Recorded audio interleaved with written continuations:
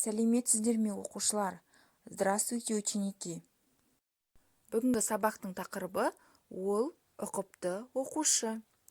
Тема урока он аккуратный ученик. Мақсаты тірек сөздер арқылы мәтін құрастыру, шағын мәтініндегі сөйлемдердің мағынасын түсіну. Біздегі жаңа сөздер. Это у нас новые слова. Ұқыпты, аккуратный.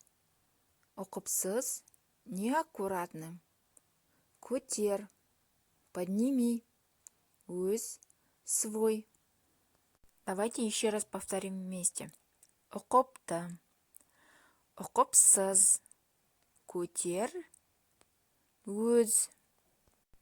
Следующее у нас первое задание. Мәтінді мұқият тыңда. Внимательно слушайте текст. Әлібек ұқыпты бала. Алибек аккуратный мальчик. Ол сабаққа кешікпейді. Он не опаздывает на урок. Әлібектің кітап, дәптерлері таза. Книги и тетради у Алибека чистые. Өз бөлмесін жинайды, собирает свою комнату. Киімдерін бүктейді, кітаптарын сөреге реттеп қояды. Складывает одежду и раскладывает книги на стеллажи. Жалқаубек ұқыпсыз бала. Жалқаубек неаккуратный мальчик.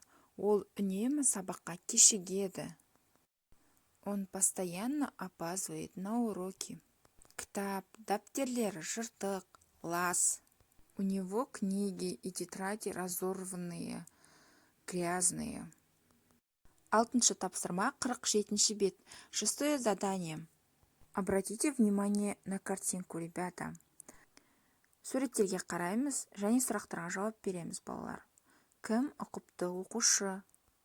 Кто из этих учеников аккуратный? Скажите, пожалуйста. Алуа, Саша, Анна, Али. Аннаның стиліне қараңдаршы, балалар. Аннада бәрі ұқыпты, таза. У Анны все очень чисто, аккуратно, да? Әлидің, Сашаның, Алуаның стильдері таза емес. Олардың сөмкесі орында емес, кітаптары шашылып жатыр, солай ғой? Демек, бұл жерде Анна ұқыпты оқушы.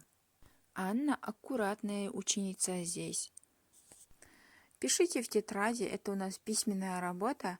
Пятое задание. Диаграмма толтыр, 5-ші тапсырма.